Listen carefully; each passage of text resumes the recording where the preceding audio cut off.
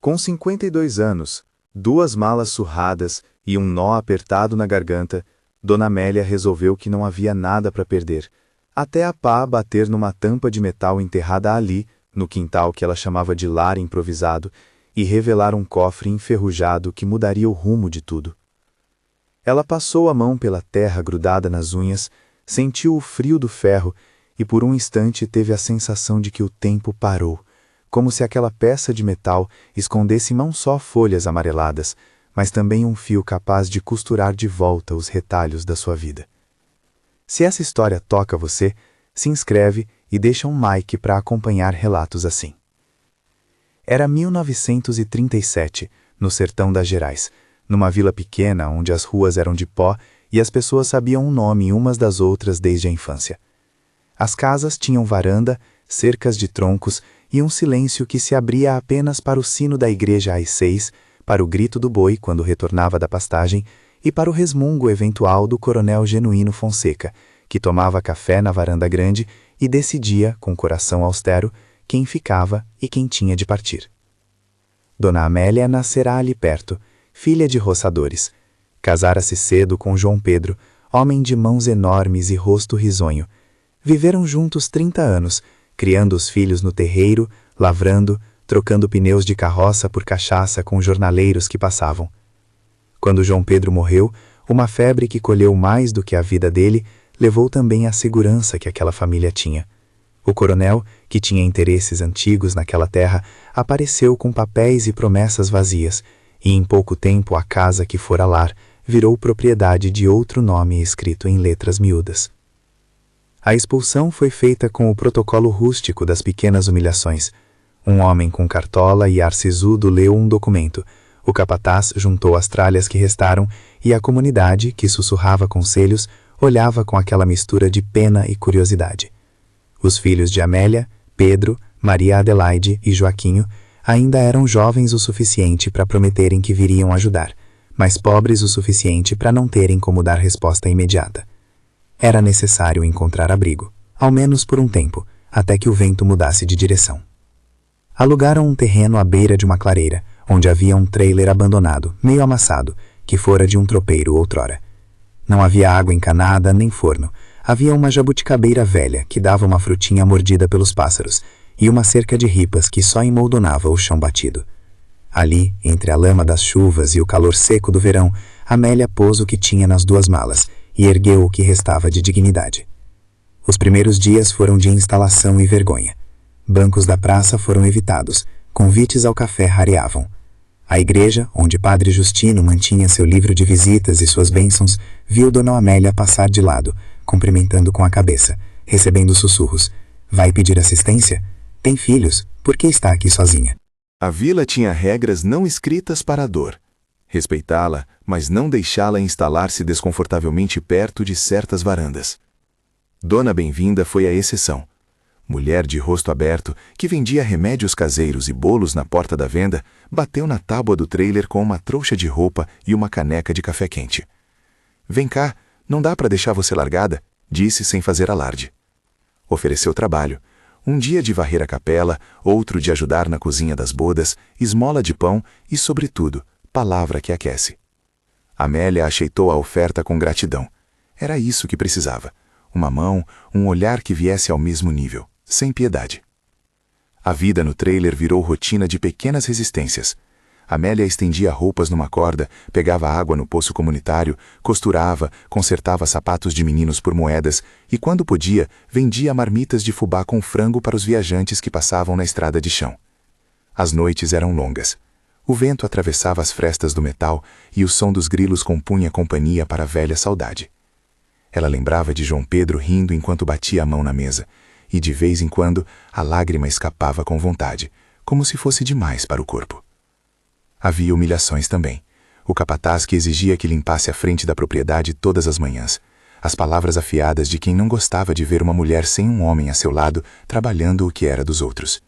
Mas havia também pequenos gestos que somavam. Maria Adelaide trazia receitas de uma cidade vizinha. Joaquinho ajudava a arrumar o trailer com tábuas de uma cerca caída. Pedro ia e vinha, trazendo notícias e, quando possível, algum dinheiro contado. Um dia, depois de uma chuva fina que deixou o barro mais pesado, Amélia decidiu limpar o quintal ao redor do trailer. Era uma manhã de outono. O ar estava mais fresco e as cigarras cantavam menos, substituídas pelo som de passo lento que vinha de dentro das casas. Ela varria as folhas encharcadas, arrastava uma tábua que cobria um buraco junto ao tronco da jabuticabeira, quando a pá bateu em algo que não era pedra nem raiz, um som seco, metálico, que trouxe uma pontada de curiosidade ao peito. A tábua que cobria o buraco tinha uma alça de ferro, meio enterrada, meio invisível aos olhos menos atentos. Quando puxou, uma nuvem de terra subiu e apareceu um canto de metal corroído. O objeto era um cofre pequeno, do tipo que se usava para guardar papéis e lembranças, fechado com um fecho que resistia, manchado pelo tempo, com uma camada de ferrugem que parecia dizer: "Ninguém olhou para mim há muito tempo." Amélia olhou ao redor como quem espera um sinal. Não havia ninguém por perto. O cofre talvez estivesse ali desde antes do trailer, talvez alguém o enterrara como se enterra uma promessa. O mais provável, pensou, é que fora escondido por alguém que teve medo de que o mundo tomasse aquilo que mais valia para si. E, no entanto, havia nela uma sensação de que aquilo não era mero metal. Era um pedaço de história enterrado no quintal de seu novo começo. A resistência do fecho cedeu com um rangido que soou mais alto do que deveria. Dentro, embrulhados em pano e presos por um laço já fraco, estavam envelopes de papel pesado, uma pilha de cartas e um diário de capa de couro que se esfarelava nas bordas. O cheiro que saiu foi de papel antigo, de tinta que seguia viva apesar dos anos. Uma mistura de poeira e perfume apagado, aquela fragrância de coisas guardadas dentro de baús. Amélia sentou-se no barranco de terra, as mãos tremendo. Abriu um envelope com cuidado, como se podia abrir um relicário. As letras dentro eram de uma caligrafia elegante, porém firme, a sorte de escrever com pressa e sentimento. A primeira carta começava com um vocativo simples: "Meu Vicente." E ali, no sopro do papel, vinha uma voz que atravessara décadas. Trecho da carta lida em voz baixa por Amélia. "Meu Vicente, escrevo enquanto o vento atravessa a copa das árvores e me lembra o dia em que prometeu que nunca partiria. Não sei se estas palavras chegam até você, mas preciso cravá-las em algo que não desapareça com meu passo.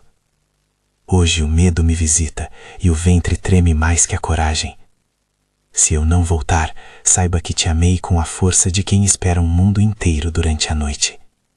Guarda estas linhas como quem guarda um pedaço de céu." Ela devorou a segunda e depois a terceira, cada uma como quem retira um curativo e descobre uma pele viva por baixo. Eram cartas de esmeralda, voz reta, coração exposto. Falavam de encontros roubados, de promessas sussurradas ao pé da fogueira, de planos de fuga que o medo, a fome ou a vergonha foram tragando aos poucos. Havia nelas também o anúncio de um filho esperado, o temor de perder a vida no parto, um lamento contra as gentes e as circunstâncias que nunca lhes deram sossego. Entre uma carta e outra, encontrava-se o diário de um homem que assinava a V nas margens: Vicente. A caligrafia do diário era diferente. Anotações retas, datas, uma dor medida que se repetia como metrônomo. Numa página, Vicente descrevia a noite em que sepultara as cartas. Escreveu sobre o porquê de esconder aquilo que amara, por medo das vozes da vila, por vergonha de um amor proibido, por proteção a algo que, se aberto, incendiaria o nome de alguém. Trecho do diário narrado por Amélia. Enterrei o que não queria perder. Enterrei as cartas embaixo de 3 pedras, cobri com terra e pus uma tábua para ninguém pisar. Se as folhas sobreviverem, talvez conte a verdade. Esmeralda foi mais do que um adeus. Prometi que voltaria, mas o medo e a desgraça me levaram para longe. Se estas linhas chegarem a mim outra vez, prometo que tentarei ser homem suficiente para a memória. As palavras rasgavam o peito de Amélia de uma forma estranha. Havia ali um eco do seu próprio luto. A promessa não cumprida, a dor que se torna silêncio. E, no entanto, existia também algo diferente, uma narrativa que não era sobre ela, mas que ressoava com sua própria história de perda e de expulsão. Esmeralda era uma mulher cujas cartas tinham migrado do peito para o papel, numa tentativa de imortalizar um amor que, de outro modo, a cidade teria devorado. Sentada na terra, com as cartas espalhadas no colo, Amélia deixou que as imagens invadissem sua cabeça. Viagens rápidas, quase flashbacks que pertenciam àquela escrita. Um baile escondido numa varanda de casa alheia, um homem que tocava as mãos da mulher como quem reza, uma mulher que sorri, mesmo com as mãos sujas de manteiga.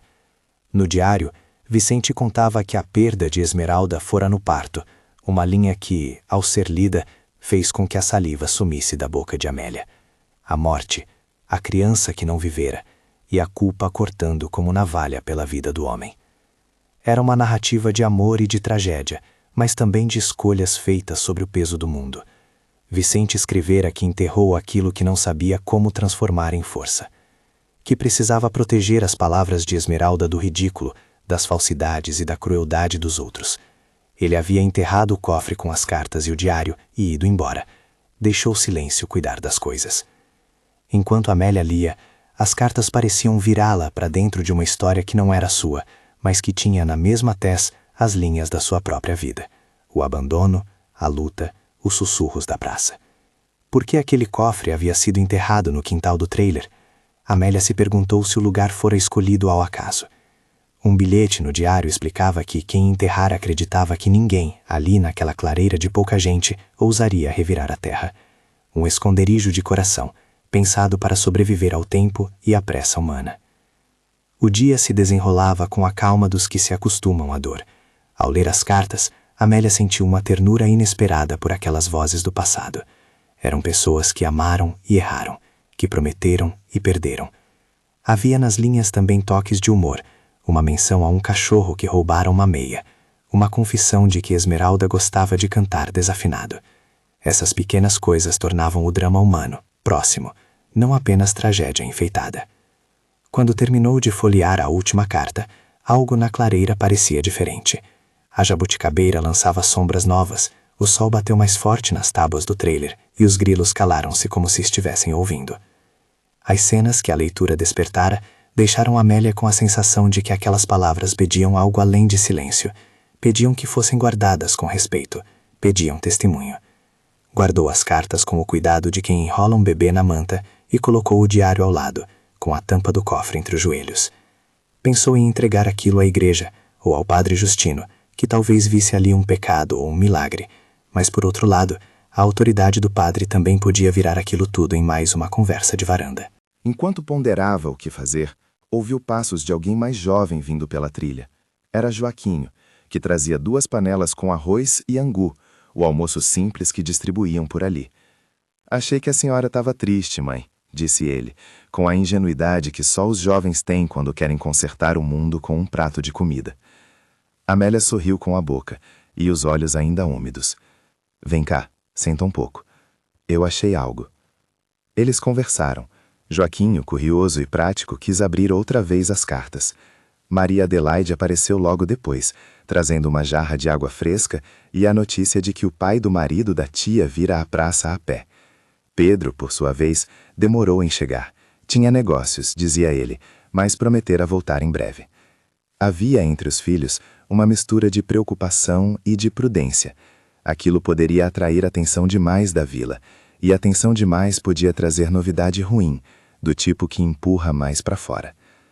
Naquele fim de tarde, a clareira cheirava a café velho, terra molhada e esperança pequena. Eles combinaram de manter as cartas guardadas, de ler apenas em voz baixa, como se temessem acordar algo que não desejavam. As palavras escritas por outro tempo faziam com que o que restava do passado tomasse forma, e com isso, Amélia sentiu um desejo estranho, o de contar a alguém que não fosse filho ou amiga. Havia um querer que surgira da leitura, o de partilhar o que aprendera sobre amor e perda, sobre coragem discreta. Os dias seguintes trouxeram outro tipo de movimentação. Borbulhava na vila uma conversa de homem velho que vinha e que viajava. Vi um homem com chapéu na estrada. Parecia buscar a região. As pessoas que amavam enfeitar a notícia Murmuraram que era o dono de terras ali próximo, que talvez viesse reclamar o que era seu. Amélia ouviu os comentários do lado de fora quando foi buscar água. Dizem que o Vicente voltou. Dizem que ele veio procurar algo que deixou aqui. A palavra Vicente era dita com uma pitada de curiosidade e outra de cuidado. Ninguém sabia muito, apenas que era um nome que surgia em sussurros velados. A clareira, que antes fora apenas abrigo temporário, passou a ter de novo a sensação de que estava sendo observada. Não de um jeito ruim, mas de quem se aproxima para entender uma história. Amélia guardou o cofre enterrado no lugar seguro que montaram dentro do trailer, sob uma tábua que ela mesma pregara com unhas e paciência. As cartas e o diário ficaram ali, entre panos, protegidos do mofo e dos olhos alheios. Naquela noite, enquanto o vento cortava o metal do trailer e as estrelas pareciam mais frias do que de costume, Amélia releu as cartas. A voz de Esmeralda vinha até ela como se emergisse de um rio antigo, cheia de fé, assustadora por vezes e sempre verdadeira. Havia também no diário passagens que confrontavam a própria ideia de homem valente. Vicente confessava a fraqueza de quem partiu, o remorso que anda junto com quem se esconde. Amélia pensou em como a vida nos empurra para lugares que não escolhemos, e como, mesmo assim, às vezes existe uma chance de reparar, de reconstruir. Seguiu dormindo com o diário sobre o peito, como se o toque daquele couro velho pudesse oferecer algum conselho em sonhos. Na manhã seguinte, quando o canto do galo ainda mal riscava o dia, ouviram as rodas de uma carroça na estrada. Era um som antigo, de madeira e ferro, que anunciava a vinda de alguém com pressa ou com destino certo. Dona Bem-vinda estava à porta com o avental amarrado, os olhos entre curiosos e cautelosos. Pensei que fosse somente rumor, falou ela, mas não completou. Amélia percebeu que a vida que levavam estava prestes a se ver de novo testada, pela chegada de quem enterrara aquelas cartas, ou por um vizinho curioso. O cofre, enterrado no quintal, não era mais apenas um objeto do passado, tornara-se ponte para um futuro incerto. Quando a carroça dobrou na entrada da trilha, os cavalos farejaram o chão úmido. Um homem idoso, encurvado pelo tempo e pelo trabalho, vinha empurrando a carroça com expressão cansada. Não dava para ver o rosto ao certo, coberto por uma aba do chapéu. Havia nele algo que lembrava as descrições do diário, o cansaço de quem carrega um segredo. E enquanto a carroça parava mais adiante, Amélia sentiu um frio que nada tinha a ver com o vento, o pressentimento de que aquele homem tinha ligações com as palavras que guardava junto ao peito. Ela ficou ali, no limiar do trailer, com as cartas apertadas contra o corpo, e por um momento, o barulho da roda sobre a pedra parecia contar a mesma história que vinham lendo. Voltas e mais voltas, decisões que não podem ser desfeitas, e a possibilidade, tênue, de um reencontro que desafia o peso dos anos. Então o homem desceu da carroça e olhou ao redor, com olhos que procuravam algo que talvez já não existisse mais, ou que estivesse escondido no quintal, sob uma camada de terra e silêncio. Amélia segurou a respiração, sem saber se desejava que ele achasse o que procurava, ou que partisse sem ter encontrado nada. A vila também olhava, e o sino da igreja, por esses dias, parara de tocar apenas por costume. O homem baixou da carroça com a lentidão de quem guarda cada passo como se fosse o último de um caminho longo. O chapéu sombreava o rosto, mas não o afeto nas mãos, sujas de terra e trabalho. Quando ergueu a cabeça, os olhos dele cruzaram com os de Amélia. Primeiro olhares medidos, depois o reconhecimento nas rugas que a vida desenha como mapa. Havia algo naquele homem que parecia ter vindo de dentro das cartas que ela apertava contra o peito. O nome saiu da boca de quem não podia mais calar a verdade. Vicente. A palavra fez a clareira suportar por um instante o peso do silêncio. Joaquinho engoliu o resto do arroz. Maria Adelaide deixou a jarra cair com um tilintar abafado, e até a jabuticabeira pareceu prender o vento. Vicente caminhou até a porta do trailer como quem se aproxima de um lugar que lhe pertence e ao mesmo tempo lhe é estrangeiro. Baixou o chapéu, tirou o pó do casaco e com voz grossa, que soava de anos de trabalho e arrependimento, perguntou o que buscava ali. Amélia, com a coragem que aprendera a ter, não se deixou encobrir pelo receio.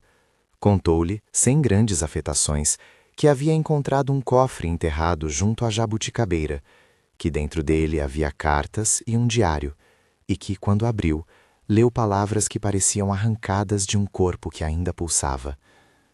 Vicente ouviu cada sílaba e, ao apertar a mão na madeira da porta, deixou a respiração sair com um ruído que era mistura de alívio e dor. "Posso ver?" perguntou ele, e a pergunta mais parecia uma súplica. Amélia hesitou. O cofre continha mais do que papel. Trazia um passado que incendiara uma vida. Mas havia também algo no homem que implorava confiança. Ela colocou as cartas sobre a mesa pequena do trailer e estendeu o diário com cuidado. Vicente aproximou-se devagar, como se aproximar de algo sagrado exigisse passos de respeito. Quando ele tocou as folhas, as linhas do rosto se afundaram. Lemos juntos, e a voz dele, quebrada no início, foi encontrando guinadas de lembrança e de culpa. Vicente não tentou explicar tudo de imediato. Olhava as letras como quem tenta dizer adeus e pedido de perdão ao mesmo tempo. Havia nos olhos dele a mesma surpresa que costumamos ver quando descobrimos que um erro antigo ainda tem força para nos magoar. Ele leu em voz baixa, mas audível, um trecho de uma das cartas de Esmeralda, que Amélia ainda guardava no colo, palavras que tremiam como se o papel tivesse uma alma própria. "Meu Vicente, se levas este papel, é porque o coração não cabe no peito e procura lugar ao sol. Prometi a mim mesma não chorar por coisas que nos humilharam. Prometi sorrir, mesmo que as mãos tremarem. Mas, se eu não estiver quando o dia nascer, leva comigo o abraço que não te dei em público. Guarda isso como quem guarda uma promessa feita à noite, quando ninguém escuta." Ao terminar, Vicente fechou os olhos e as lágrimas desceram silenciosas, cortando a sujeira do rosto velho como chuva que limpa. Era uma dor que não pedia desculpas. Era a dor da lembrança que não pode ser desfeita. Ele passou os dedos pelas letras, como se cada palavra pudesse ser tocada até que sumisse a culpa incrustada.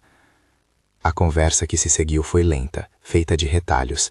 Ele contou em fragmentos que, quando a tragédia aconteceu, o parto de Esmeralda que levou a vida dela e da criança, o medo e a vergonha fizeram-no fugir. Dissera que acreditou que o mundo seria melhor para ele se não carregasse o peso do escândalo. Partiu para longe, com promessas a si mesmo de um retorno que o tempo e o trabalho impediram de cumprir. Enterrou as cartas para que ninguém as encontrasse e manchasse ainda mais os nomes envolvidos. Voltara agora pelos ossos cansados e pela necessidade de fechar um círculo que sempre o assombrara. Amélia ouviu sem interromper. Não era a primeira vez que escutava histórias de homens que, por medo, escolhiam caminhos que magoavam outros. Mas havia na narrativa de Vicente algo que ia além do clichê. Um arrependimento que não pedia culpa, apenas reparação.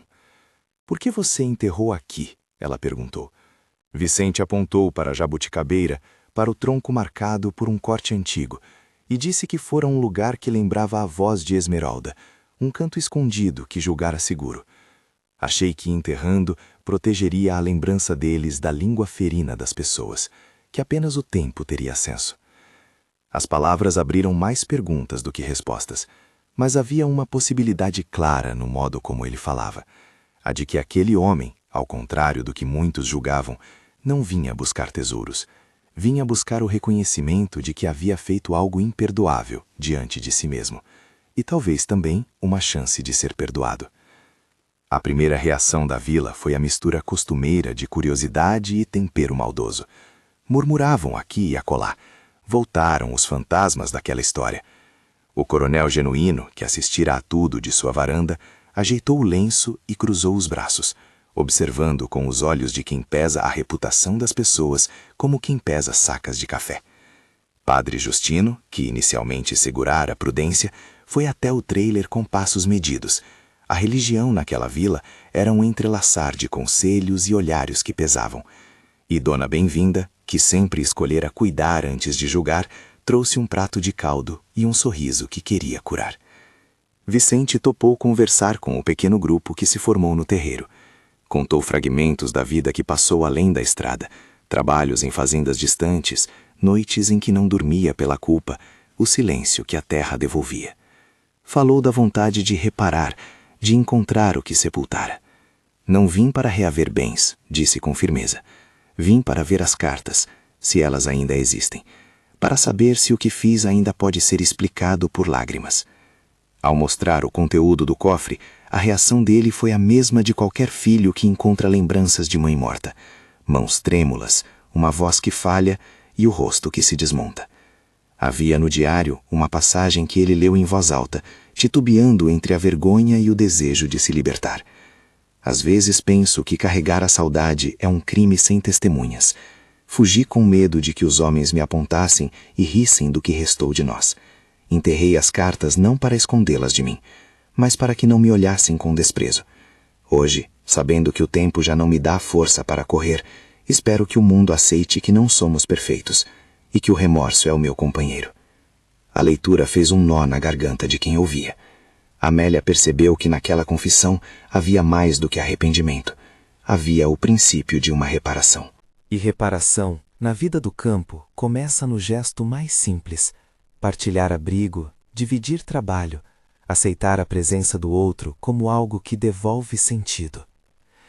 Naquele encontro, Vicente não pediu morada, ofereceu-a. Disse com voz baixa que ainda possuía uma casinha nos limites da vila, uma construção antiga, mas firme, com um pequeno quintal e um moinho que não funcionava mais. Não era riqueza, explicou, mas era um lugar com um telhado, sobre o qual dois velhos poderiam sentir menos frio. Amélia, surpresa, olhou para os filhos. Havia medo e esperança disputando espaço. O que parecia caridade aos ouvidos alheios era na verdade uma oferta de companhia, e para Amélia, a perspectiva de sair do abrigo improvisado e reconstruir a vida com alguém que compreendia a persistência do luto era tentadora. Os filhos ponderaram. Pedro, pragmático, perguntou se havia condições de ela ser bem tratada, se a proposta seria apenas abrigo ou um convite à dependência. Vicente fez promessa simples, que não havia troca final, que oferecia trabalho, terra e companhia, que não queria substituir João Pedro, mas caminhar ao lado de quem sabia o valor de uma mesa com pão dividido. Maria Adelaide tomou a mão da mãe e sorriu, como quem aprova uma decisão lenta. Joaquinho, que sempre tivera um carinho infantil por histórias de amor antigo, bateu palmas discretas. A notícia espalhou-se pela vila, em um murmúrio que cresceu. Um homem que voltara por cartas oferecia morada a uma viúva. Para alguns foi novidade, para outros escândalo. Mas o que tem o poder de mudar uma notícia é o modo como as pessoas a vivem. E Amélia quis viver com dignidade. Escolheu aceitar a proposta, não por caridade, mas por desejo de ter um lugar que pudesse chamar lar, onde suas mãos conseguissem plantar e colher, sem que o vento levasse à vontade. A mudança foi simples, humilde. Vicente e Amélia juntaram seus poucos móveis. As tábuas do novo lar rangiam, como se contassem as histórias que o vento trazia. Eles plantaram uma horta, couves, alface, milho para o angu, e com o trabalho das mãos restauraram uma velha cerca. Vicente mostrou a Amélia como cuidar das ferramentas, como ouvir a terra e entender seu ritmo. Amélia lhe ensinou os pequenos segredos de cozinhar, os temperos caseiros que Dona Bem-vinda um dia lhe dissera. A casa, que fora de isolamento, passou a ter risos contidos, passos de visita e o barulho da xícara batendo no pires com pressa de quem tem pressentimento de que a vida merece ser bem vivida. Mas recomeços não acontecem sem resistência. A vila, que se acostumara a murmurar, encontrou novos motivos para comentar. O coronel, que gostava de controlar a narrativa das pessoas, manteve-se em silêncio público, mas não poupou observações à mesa do café. Padre Justino, diante do amor tardio, hesitou. A igreja, que outrora havia acolhido Amélia com palavras medidas, agora precisava decidir se abençoava um enlace que muitos poderiam achar impróprio. Havia entre o sussurro e a proclamação o choque entre tradição e compaixão. Dona Bem-vinda, que sempre vira os dois como pessoas de valor, plantou-se na defesa. Viver é doer e costurar, dizia para quem a procurava. Se dois velhos querem curar suas feridas juntos, quem somos nós para negar remédio? A defesa dela, simples e direta, foi um remédio maior que qualquer sermão. E as crianças da vizinhança, que não tinham ainda memórias pesadas, passaram a correr entre a casa de Vicente e a de Amélia, trazendo-lhe flores miúdas e risos. Houve dias frios em que a vila olhava de soslaio. Houve olhares que procuravam erro. Mas quando alguém chega à idade de cuidar com paciência, aprende que as mãos calejadas não têm culpa do que o coração guardou.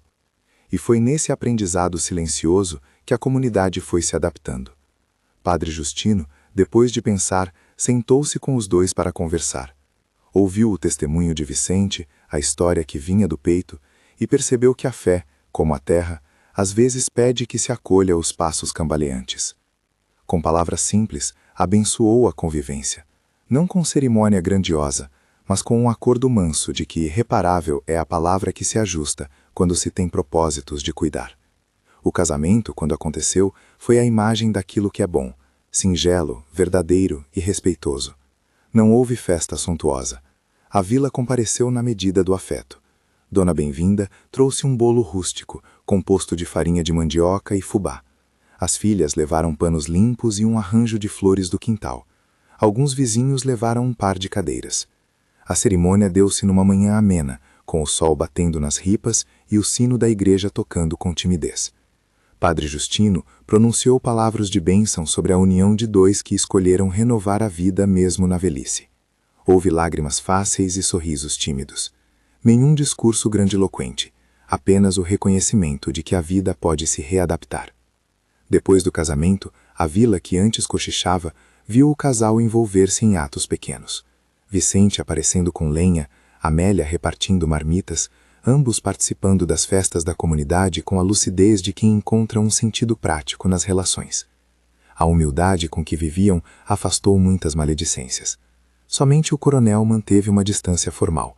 A autoridade dele parecia não caber em júbilo simples, e ele preferia observar as mudanças das varandas altas. Mas a vida, no seu trabalho cotidiano, foi forjando respeito. O arrimo que Amélia dava a Vicente e o reconhecimento que ele oferecia à história dela foram matando os rumores. Os filhos de Amélia, que inicialmente recearam pela mãe, gradualmente perceberam que ela havia encontrado algo que lhe devolvia a calma. Pedro, que tantas vezes julgara os gestos dos outros com olhos de quem precisava de segurança, agora trazia pequenas mercadorias e sorria quando via a mãe plantar sementes. Maria Adaide ajudava na cozinha e mantinha o vínculo com as amigas da cidade. Joaquinho virou assistente de trato nas roças próximas e sempre que podia ia até lá para consertar o que estivesse quebrado. As visitas, que antes eram escassas, tornaram-se parte de uma rotina de cuidados mútuos. Enquanto isso, o passado presente nas cartas nunca saiu do centro das conversas íntimas. Amélia e Vicente releram os papéis muitas vezes, não como remorso, mas como aprendizado. Cada leitura permitia uma ponte de empatia entre os dois. Ele compreendendo as dores que provocara, ela recolhendo nelas ecos de seu próprio luto.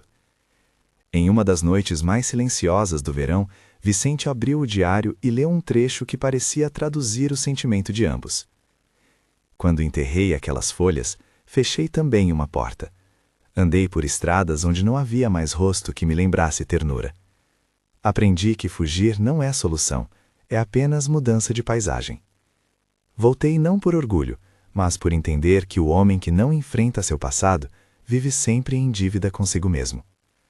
Se a terra aceitar minhas desculpas, peço que o seu perdão seja o ar que me permita viver os dias com menos vergonha. As palavras caíram como chuva morna sobre o telhado. Não era pedido de absolução universal, mas gesto humilde de quem reconhecia. O erro existira, e havia que se costurar a vida com atos de honestidade. Com o tempo, o casal tornou-se referência de certo tipo de coragem, a de quem recomeça quando tudo aponta para o fim. A casa ganhou mais janelas, a horta mais canteiros. Amélia aprendeu a plantar quiabo, e Vicente fez pequenos reparos numa carrocinha que os filhos usaram para vender queijos na feira. O trabalho manual que dá sentido e cria histórias tornava-os visíveis de modo diferente. Não mais vítimas de rumor, mas protagonistas de um dia a dia digno. A vila também envelheceu com eles. O sino da igreja voltou a tocar para festas e enterros, e Padre Justino, agora mais velho, aprendeu a ouvir sem julgar. Houve episódios de fofoca que surgiam de vez em quando. Uma vizinha com a língua levada, um boato espalhado num domingo, mas também havia o poder maior da ação. Pessoas que vinham pedir conselho, mulheres que procuravam Amélia para aprender a costurar, meninos que se sentavam aos pés do casal para ouvir histórias de quando a terra ainda tinha estradas mais largas. O respeito que emergia era fruto do reconhecimento silencioso de que as segundas chances se constroem com trabalho, e não com atalhos. Uma das cenas que mais marcou quem passou por ali foi a de Esmeralda, lembrada não como esqueletos de escândalo, mas como pessoa. Vicente e Amélia organizaram numa manhã de outono um pequeno memorial junto à jabuticabeira. Não havia cerimônia religiosa grandiosa, havia apenas palavras simples, um arranjo de flores e a leitura de uma última carta que Esmeralda escrevera e que nunca tivera coragem de enviar. Foi Joaquinho quem leu, com a voz que tremia apenas do começo. As palavras da moça, tão vivas quanto quando escritas, encheram o campo de compaixão. Se estas linhas encontrarem alguém que as leia com generosidade, saiba que amei sem pedir permissão. Se parti sem dizer adeus, não foi por falta de coragem, mas por não ter forças que resistissem à vergonha que me cercava. Guardei o riso que fizera na cozinha, o jeito torto de cantar e a crença de que o amor salva, mesmo que não salve todos os dias.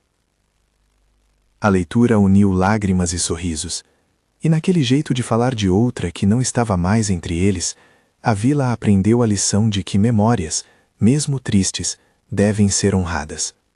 O ato simples de lembrar trouxe respeito às histórias e diminuiu a maldade dos sussurros. Os anos foram passando em surgimentos e quedas pequenas. Houve uma seca que fez o milho murchar e dias em que a economia da casa apertou. Houve também fartura, quando a chuva veio certa e as colheitas devolveram alívio. Em dias de maior aperto, os filhos ajudavam. Em dias de sobra, partilhavam com vizinhos. Aquilo que parecia ser uma oferta de abrigo transformou-se em aliança. O casal envelheceu lado a lado, trocando cuidados e memórias. Num destes entardeceres, enquanto limpavam a terra do quintal, Vicente achou outra pequena caixa. Não mais o cofre enterrado, mas uma gaveta solta com alguns bilhetes que guardara em segredo. Havia entre eles uma nota de Esmeralda que trazia um riso quando lida, ainda que com a dor embutida.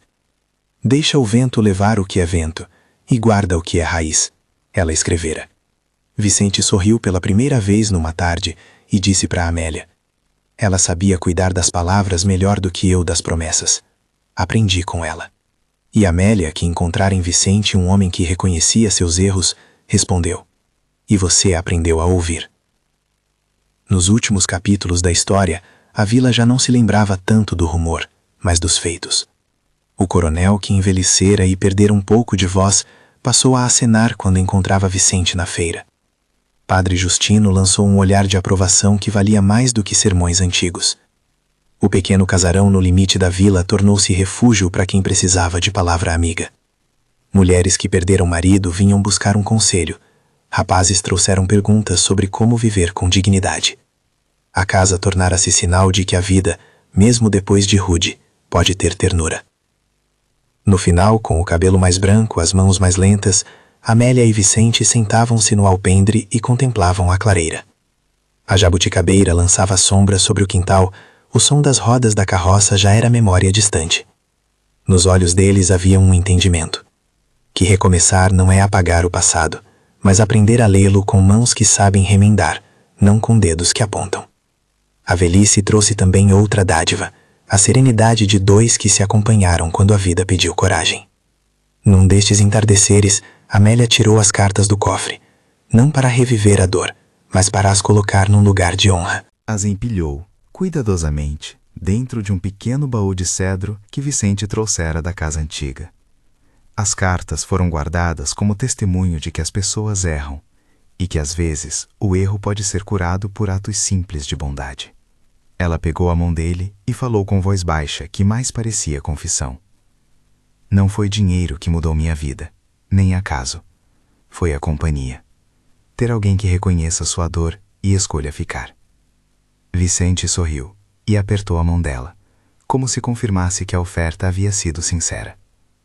A lenda daquela clareira espalhou-se como se fosse um conto de mesa. Viu? Não é tarde.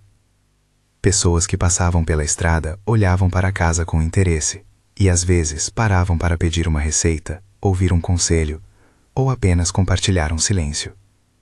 As crianças que outrora trouxeram flores cresceram e mantiveram viva a lembrança de que a vida se recusa a ser final quando existe alguém para cuidar de nós. O tempo, esse artesão incansável, teceu dias e noites e fez com que as marcas de luto fossem suavizadas. No banco do campo, onde se sentavam as tardes inteiras, Amélia e Vicente aprenderam a contar o tempo, não como maldição, mas como fio que costura a vida com pequenos atos de ternura. Consertar uma tampa de panela, regar a erva que gostavam de comer, guardar jarros de compota para quando a cidade visse. O trabalho dava sentido, e o afeto transformava a dureza em acolhimento. Quando, numa manhã serena, as crianças da vila se reuniram para um encontro, ouviram de Amélia a história das cartas enterradas. Ela contou sem emoção sensacionalista, com reverência, como pedras e segredos podem esconder histórias que merecem ser contadas. Ao terminar, olhou para a juventude ali reunida e disse com firmeza serena: "Nunca acreditem que o que já foi feito impede que se faça o que é certo. Estamos todos em aprendizado. A verdade é que a vida nos dá chances até quando pensamos que já não há mais espaço." Era um convite para ver o mundo com olhos menos severos. A história do cofre enterrado no quintal tornou-se assim muito mais do que a descoberta material. Era a prova de que um pedaço de metal com cartas dentro podia desfazer algo que o tempo havia tecido: o isolamento, a vergonha e a solidão. E, acima de tudo, mostrava que a reparação não é mágica, vem do encontro, do cuidado e da coragem de pedir perdão sem esperar aplausos. No fim, sob o mesmo céu que vira tantas histórias passarem, Amélia e Vicente, mãos dadas, deixaram-se ficar no banco da frente da varanda. A vida os tinha marcado, sim, mas também lhes devolveram um lar e a companhia mansa de quem aprendeu a dividir um espaço do coração. As cartas guardadas com respeito passaram a ser apenas um episódio que, embora lacerante, ensinara a vila inteira a mirar a misericórdia com menos temor. Se esta história tocou seu coração, compartilhe com alguém que precisa ouvir sobre segundas chances e recomeços. Conte nos comentários uma lembrança de recomeço que você já viveu ou presenciou. Sua história pode dar coragem a outra pessoa. E se quiser acompanhar mais relatos como este, inscreva-se no canal.